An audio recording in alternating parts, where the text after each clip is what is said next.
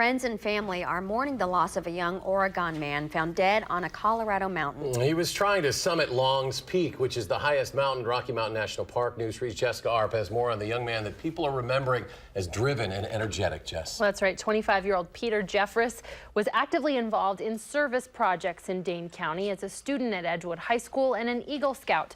Those who knew him say his background in those activities was likely what led him to a mountain that ultimately took his life.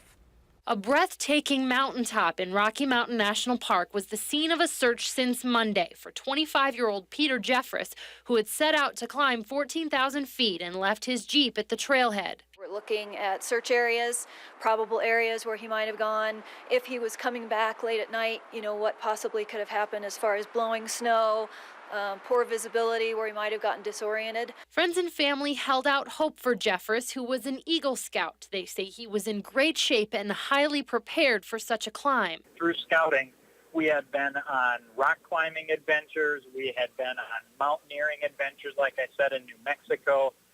We had been on survival hikes where, to prepare for things like that. Jeffress left his mark on his hometown of Oregon. He spent more than 100 hours building a duplex in 2006 for Habitat for Humanity and won a Community Volunteer Youth Award from the United Way for community service. He was enthusiastic and focused and did anything that they wanted him to do.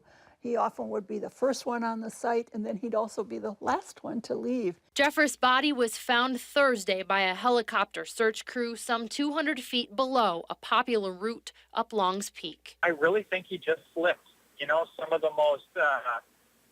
most adept climbers make mistakes. It could have been anything from a gust of wind to just poor footing. He was a cautious person, but not at the expense of the adventure. Well, it's pretty unbelievable, frankly, and he will be really a loss to humanity.